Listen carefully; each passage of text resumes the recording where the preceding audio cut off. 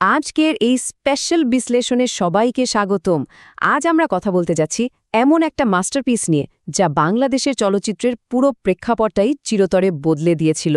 হ্যাঁ, কিংবদন্তি কথাশিল্পী ও নির্মাতা হুমায়ূন আহমেদের সেই অমর সৃষ্টি শ্রাবণ মেঘের দিন কিভাবে ৯০ দশকের শেষের দিকে এই একটা চলচ্চিত্র দর্শকদের আবার হলমুখী করেছিল, আর কেনই বা এত বছর পরও এর রেশ আমাদের মনে গভীরভাবে গেঁথে আছে। চলুন আজের প্রতিটা স্তর একদম নিখুঁতভাবে বিশ্লেষণ করা যাক। আচ্ছা, চলুন এক নজরে দেখে নিই আজ আমরা ঠিক কী নিয়ে কথা বলতে যাচ্ছি। প্রথমে আসবে এর সিনেম্যাটিক মাইল ফলক হওয়ার পেছনের গল্প, এরপর ট্র্যাজিক প্রেমের সেই ত্রিভুজ, আত্মার খোরাক মেটানো লোকসঙ্গীত, শুটিং সেটের পেছনের কিছু অশ্রুসিক্ত ঘটনা, এর বিপুল বিজয় ও জাতীয় পুরস্কার, এবং সবশেষে এর এক স্থায়ী আবেদন। তো পর্ব ১, একটি সিনেম্যাটিক মাইলফোল্ড বা দর্শকদের প্রেক্ষাগৃহে ফেরানোর সেই অবিশ্বাস্য গল্প। ৯০-এর দশকের শেষের দিকে আমাদের সিনেমা জগৎ যখন এক ধরনের অস্থিরতা আর মানহীন চলচ্চিত্রের কারণে একটু একটু করে দর্শক হারাচ্ছিল, ঠিক সেই সময়টায় এই ছবিটি মুক্তি পায়। সত্যি বলতে শ্রাবণ মেঘের দিন কিন্তু গতানুগতিক কোনো সিনেমা ছিল না। হুমায়ূন আহমেদ পরিচালিত এই ক্লাসিক বাংলাদেশি চলচ্চিত্রটি উদযাপিত হয় এর গ্রামীণ লোকসংস্কৃতির একদম খাঁটি চিত্রায়ন, আত্মিক সঙ্গীত আর তীব্র এক মানবীয় ট্র্যাজেডির জন্য। নিজেরই লেখা উপন্যাসের উপর ভিত্তি করে হুমায়ূন আহমেদ এমন একটা জগৎ তৈরি করলেন যেখানে ভাটি অঞ্চলের সংস্কৃতি, গানের আসর, নৌকাবাইচ সবকিছু যেন জীবন্ত হয়ে উঠল। খরায় কাতর দর্শকদের কাছে এটা ছিল আক্ষরিক অর্থেই এক পশলা স্বস্তির বৃষ্টির মতো। আর এই জাদুকরী ঘটনাটা ঘটেছিল ১৯৯৯ সালে। আমাদের চলচ্চিত্র ইতিহাসে এই সালটা ভীষণ স্পেশাল, কারণ দীর্ঘদিনের অশ্লীলতার যুগে মুখ ফিরিয়ে নেওয়া মধ্যবিত্ত দর্শকেরা এই ছবিটার হাত ধরেই আবার সপরিবারে প্রেক্ষাগৃহে ফিরতে শুরু করেছিলেন। এটা শুধু ব্যবসায়িক সফলতাই পায়নি, বরং শিল্পের দিক থেকেও একটা নতুন মানদণ্ড তৈরি করে দিয়েছিল। এবার চলুন গল্পের মূল আকর্ষণীয় জায়গায় ঢোকা যাক। পর্ব ২, ট্র্যাজিক প্রেমের ত্রিভুজ, প্রেম, শিল্প এবং প্রায়শ্চিত্ত। এই চলচ্চিত্রের প্রতিটি চরিত্র এবং তাদের ভেতরের টানাপড়েন এতটাই গভীর যে তা আজও আমাদের ভাবায়। আর এই বিষয়টা দারুণভাবে ফুটিয়ে তোলে ছবিটির মূল ট্র্যাজেডিকে, শিল্প আর জীবনের সেই চিরচেনা সংঘাত। একদিকে দেখি গায়ক বা লোকসঙ্গীত শিল্পী হিসেবে ভবঘুরে জীবনের প্রতি মতির একেবারে চরম আত্মনিবেদন। জাহিদ হাসান এই চরিত্রটিতে আক্ষরিক অর্থে প্রাণ প্রতিষ্ঠা করেছিলেন। মতির কাছে গানই সব।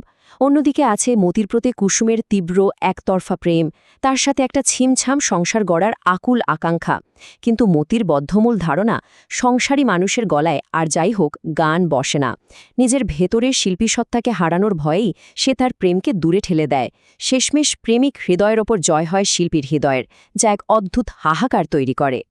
শুধু প্রেমের দিক থেকেই নয়, জমিদারের চরিত্রটার দিকে তাকালেও এর গভীরতা বোঝা যায়। প্রখ্যাত অভিনেতা গোলাম মোস্তাফা এই চরিত্রে অনবদ্য অভিনয় করেছেন।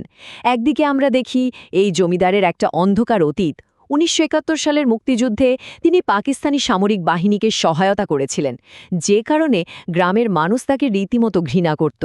কিন্তু গল্পের শেষে এসে আমরা তার একটা অন্য রূপ দেখতে পাই। তিনি অনুতপ্ত হন এবং নিজের বিশাল সম্পত্তি হাসপাতাল তৈরির জন্য দান করে দিয়ে প্রায়শ্চিত্ত করার একটা চূড়ান্ত পদক্ষেপ নেন। হুমায়ূন আহমেদের নির্মাণের আসল ম্যাজিকটা কিন্তু এখানেই। তিনি স্রেফ একপেশে কোনো গতানুগতিক ভিলেন তৈরি করেননি, বরং ভুল ত্রুটিতে ভরা এবং অনুতপ্ত এক বহুমাত্রিক মানুষ তুলে ধরেছিলেন। এবার কথা বলা যাক এমন একটা বিষয় নিয়ে যা ছাড়া এই সিনেমা সম্পূর্ণ অসম্পূর্ণ। পর্ব ৩, আত্মিক লোকজ সঙ্গীত, ভাটি অঞ্চলের হৃদস্পন্দন।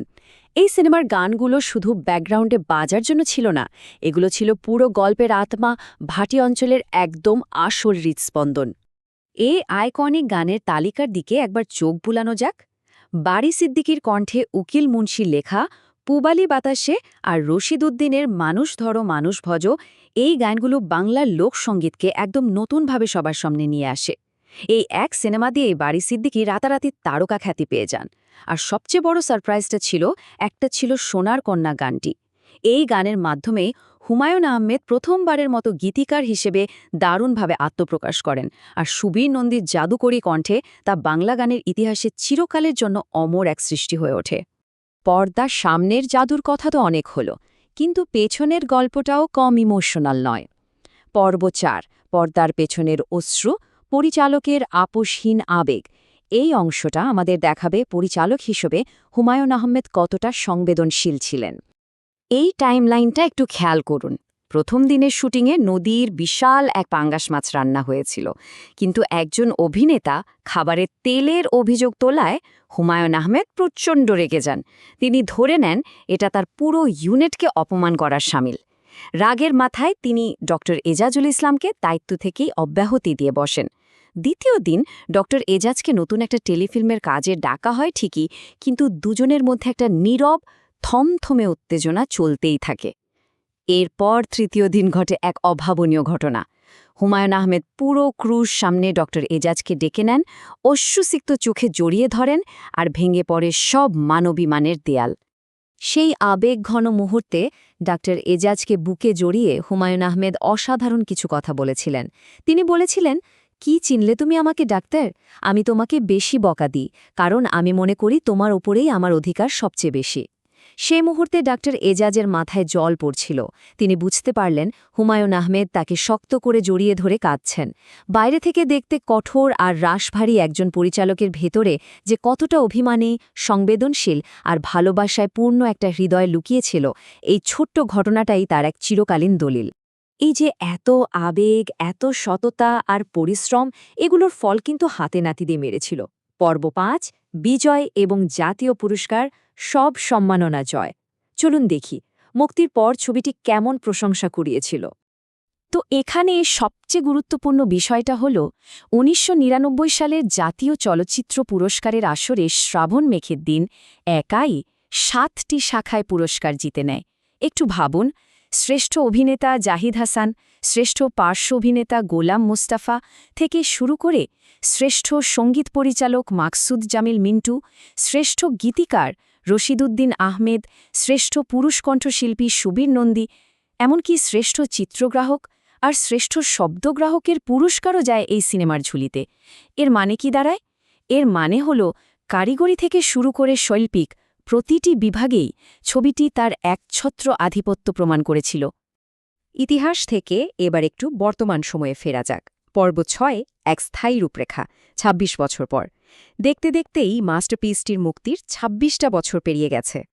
এই ২৬তম বার্ষিকীতে এসে কুসুম চরিত্রে অসামান্য অভিনয় করা মেহের আফরোজ শাওন চমৎকার একটা স্মৃতিচারণ করেছেন।